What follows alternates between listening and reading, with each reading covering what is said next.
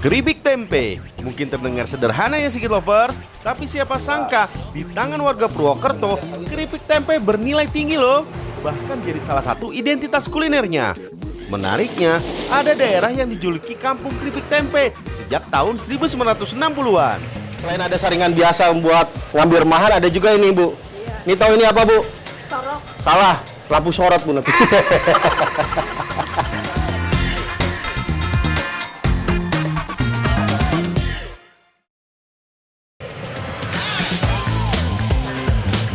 Kalau ke Purwokerto, pasti inget ya tempe mendoan kan?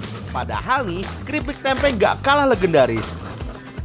Di luar dugaan saya nih Skit Lovers, ternyata di gang kecil ini terdapat kampung sentra pembuatan keripik tempe khas Purwokerto. Tepatnya di daerah Purwokerto Kidul, Kabupaten Banyumas.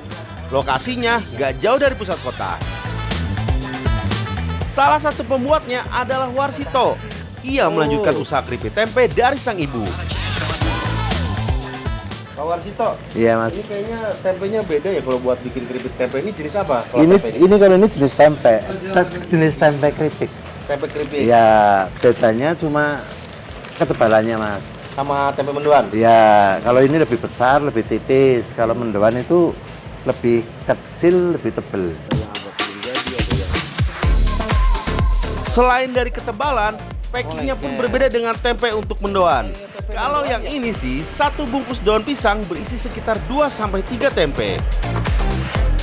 Fakta uniknya, walaupun keripik tempe khas Purwokerto, tapi ternyata kebanyakan pembuatnya bukan warga asli Purwokerto loh, tapi masyarakat pendatang dari daerah Brebes, Jawa Tengah.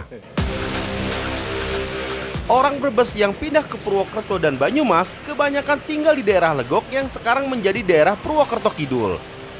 Pelopor pertama kali pembuat keripik tempe Purwokerto adalah Ibu Niti. Kemudian, ia mengajarkan pada anggota keluarganya sehingga mereka pun membuka usaha keripik tempe dengan resep yang tidak jauh berbeda.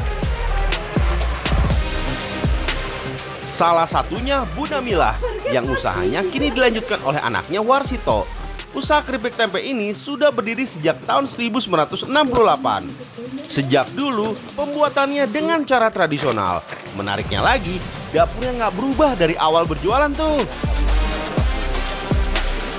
Jadi kalau misalkan buat keripik tempe ini, motongnya itu nggak boleh sembarangan.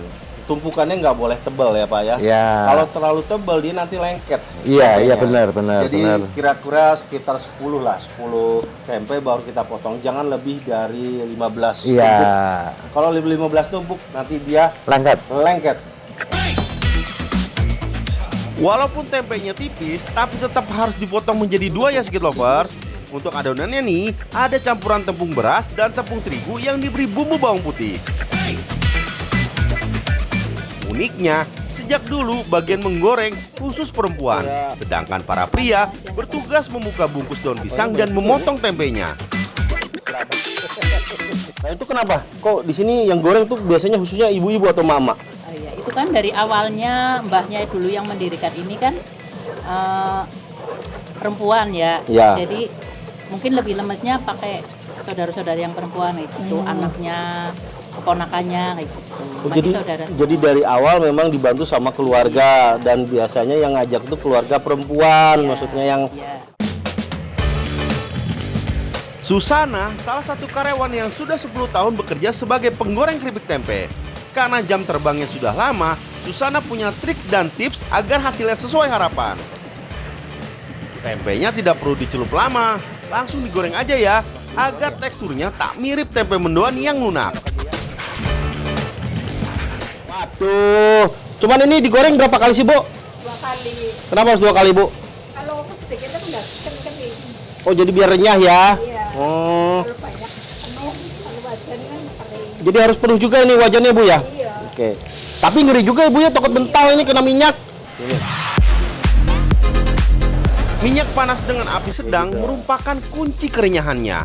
Minyak panas dapat menciptakan lapisan kering instan pada tepung, mencegah minyak terserap ke dalam tempe, serta hasilnya berwarna kuning kemasan yang cantik Skit Lovers. Uniknya, untuk menggoreng keripik tempe, gak hanya menggunakan spatula dan saringan minyak saja, tapi ada 3 benda lain yang gak kalah penting. banyak alat-alatnya. Ini alat buat misahin kalau misalkan dia kembarsium ya Bu ya. Kembarsium itu ada yang nempel gitu. Nah, kalau ini sih biasa, spatula biasa. Tapi yang unik tuh adalah saringannya. Jadi ada 2 saringannya. Mana tadi saringan bambu Bu? Nah, selain ada saringan biasa buat ngambil remahan, ada juga ini Bu. Ini tahu ini apa Bu? Sorok. Salah, lampu sorot Bu nanti.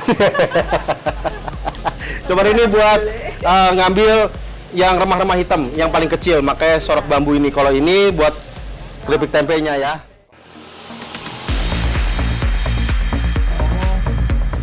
Sikit Lovers, gak jauh dari lokasi pertama, saya mau mampir ke tempat produksi keripik tempe lainnya. Saya penasaran, ada nggak sih perbedaan proses pembuatannya? Wah, ternyata dari cara memotongnya tuh. Kalau di tempat sebelumnya, tempe ditumpuk 10 lalu dipotong. Sedangkan di tempat kedua, dipotong satu persatu. Waduh, kalau gini lumayan lama dan pegel juga ya. Nah, kenapa alasannya kenapa kalau di sini tempenya nggak ditumpuk? Kegedean kecil-kecilan. Nggak sama. Oh, jadi kalau misalkan ditumpuk banyak malah nggak sama. Iya. Jadi satu-satu. Iya.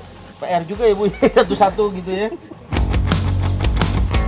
Kalau soal adonan dan teknik menggorengnya gak jauh berbeda. Hanya saja penggunaan minyak di tempat sebelumnya pakai minyak goreng biasa. Sedangkan di sini dengan minyak kelapa. Nah, alasannya kenapa gorengnya harus pakai minyak kelapa Pak? Pertama dari tradisi ibu saya dulu. Yang kedua, setelah kita tahu itu ternyata minyak kelapa itu lebih higienis, Iya. kemudian lebih awet,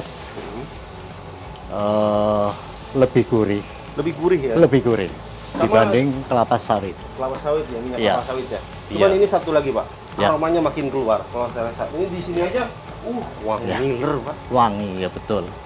Saya pengen langsung makan Pak, tapi masih Iya. panas. Usaha keripik tempe di daerah Purwokerto Kidul boleh dibilang usaha keluarga besar alias masih bersaudara. Dulunya bukan usaha keripik tempe, melainkan kue-kue basah. Sampai suatu saat ada pelanggan kue basah yang merupakan etnis Tionghoa yang meminta Bu Niti membuat camilan tempe yang rasanya gurih dan renyah. Setelah mencoba membuat, ternyata keripik tempenya pun disukai kebanyakan masyarakat etnis Tionghoa yang tinggal di Purwokerto.